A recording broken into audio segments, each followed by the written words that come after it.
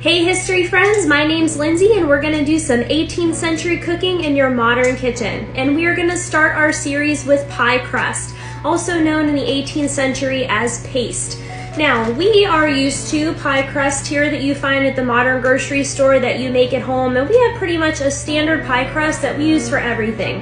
If we're making savory pies, if we're making dessert pies, it doesn't really matter. We use kind of the same type of pie crust for that. In the 18th century, it was a little different, and if you crack open any cookbook, you're gonna see lots of recipes for paste, but there are three kind of main ones that we're gonna focus on. The first is a short paste, and that was typically used for fruit pies and tarts. Second is gonna be a standing paste. That's fun. That's the one that'll stand up all on its own and like make a little bowl. And then puff paste, okay? So I'm gonna teach you how to make all three.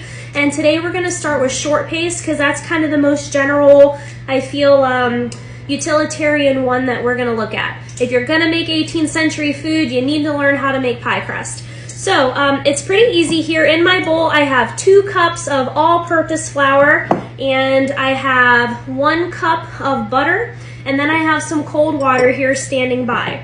So the recipe is pretty simple. It's a 2-to-1 ratio of flour to butter, depending on how much crust you're gonna make. And this here will make 1 crust. So if we were gonna make, for example, like a pumpkin pie, we just needed a bottom crust, this would be what you'd need. For something like an apple pie where you needed a top and a bottom, you'd need to double this, okay? But I'm gonna go ahead, take my cup of butter. Some people cut it up ahead of time. I just, like to just get in there, and if you have a pastry blender, by all means, you could use that. But I like to just get in there with my fingers and just kind of work it and get that butter mixed in. And what we're looking for is for the butter to kind of start getting in little, like almost pea-sized pieces, and just to get well distributed out throughout this flour. So just kind of, I'm just sort of like pinching and twisting with my fingers just to get it all incorporated up in there. And once you've kind of got that going, next thing you want to do is start adding water just like a tablespoon at a time. I'm just going to start with 2 here, and mixing that around until you start to get, like your ball of dough to form.